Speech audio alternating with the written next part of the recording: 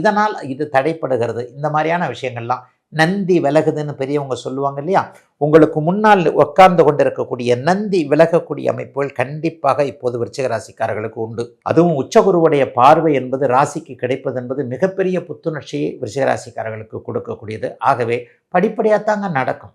ராசி பலன் நீங்கள் சொல்கிறதெல்லாம் நல்லா தாங்க இருக்குது, கேட்குறதுக்கு நல்லா இருக்குது, ஆனால் ஒன்றும் நடக்கலையே அப்படின்னு நினைக்கிறவங்க எல்லாருக்குமே கூட விருச்சிக ராசிக்காரர்களுக்கு மிகப்பெரிய சிறப்பான முன்னேற்றங்கள் வந்துவிட்டது என்பதை நீங்களே உணரக்கூடிய தன்மைகள் உண்டு.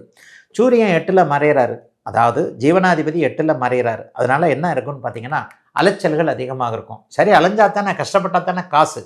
வேலை சார்ந்த விஷயங்களில் தூர பயணங்கள் அதிகம் வரக்கூடிய தன்மைகள் இந்த மாதம் முழுவதும் உண்டு. சிலருக்கு பார்த்தீங்கன்னா வேலை, தொழில், வியாபாரம், விவசாயம் சார்ந்த விஷயங்களில் ரொம்ப கடினமான உழைப்பு, ஆனி மாதம் 20ஆம் தேதிக்கு பிறகு அந்த உழைப்பின் காரணமாக கிடைக்கக்கூடிய வெற்றி, இந்த மாதிரியான விஷயங்கள் வரும். ஆனாலும் எதிலும் ஒரு நன்மைகள் அதிகமாக இருக்கக்கூடிய விருச்சிக ராசிக்காரர்களுக்கு சந்தோஷத்தை அதிகப்படுத்தி தரக்கூடிய உச்சகுருவின் பார்வையினால் எதையும் சாதிக்கக்கூடிய நல்ல மாதம் 2026 ஆனி மாதம்.